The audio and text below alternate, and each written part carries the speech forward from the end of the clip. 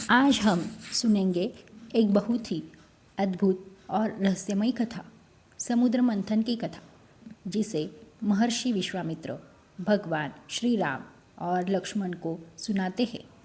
जब महर्षि विश्वामित्र ने गंगा के अवतरण और समुद्र मंथन की पूरी कथा सुनाई तो श्री राम और लक्ष्मण बहुत प्रभावित हुए। श्री राम ने कहा, हे मुनिवर, आपकी बताई हुई यह कथा इतनी सुंदर है कि पूरी रात हमें सुनते सुनते समय का पता ही नहीं चला। सुबह होने पर श्री राम, लक्ष्मण और विश्वामित्र गंगा पार करने के लिए नाव में बैठे और विशाल नगरी वैशाली पहुँचे। वहाँ श्री राम ने विश्वामित्र से पूछा, हे मुनिवर, यह सुंदर नगरी किस राजवंश की है?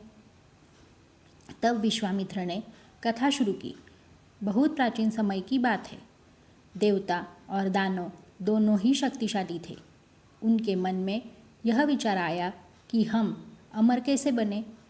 तब उन्हें पता चला कि यदि क्षीर सागर का मंथन किया जाए तो उससे अमृत निकलेगा। देवता और दानव दोनों ने मिलकर मंथन करने का निर्णय लिया। उन्होंने मंदराचल पर्वत को मथनी बनाया और वासुकी नाग को रस्सी बनाया।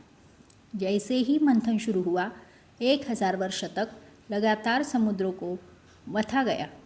लेकिन तभी सबसे पहले समुद्र से निकला एक भयंकर विष, हलाहल विष। वह विष इतना जहरीला था कि पूरे संसार को नष्ट कर सकता था। देवता और असुर घबरा गए और भगवान शिव के पास पहुँचे। सबने प्रार्थना की, हे महादेव, इस विष से संसार की रक्षा कीजिए। भगवान शिव ने करुणा दिखाते हुए उस भयानक विष को अपने कंठ में धारण कर लिया। इसी कारण उन्हें नीलकंठ कहा गया। इसके बाद मंथन फिर शुरू हुआ।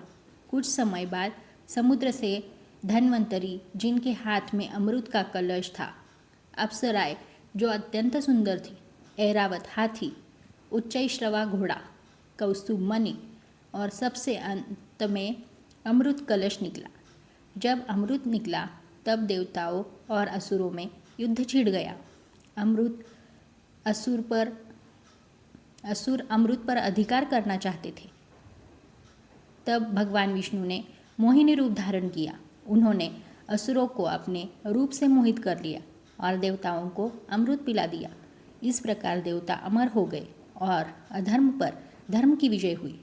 महर्षि विश्वामित्र यह कथा सुनाकर बोले, हे श्री राम, यह समुद्र मंथन की महान कथा है, जिसमें धैर्य, त्याग और भगवान पर विश्वास का महत्व बताया गया है। श्री राम और लक्ष्मण यह कथा सुनकर बहुत प्रसन्न हुए और बोले, हे मुनिवर, आपने हमें अत्यंत अद्भुत कथा सुनाई।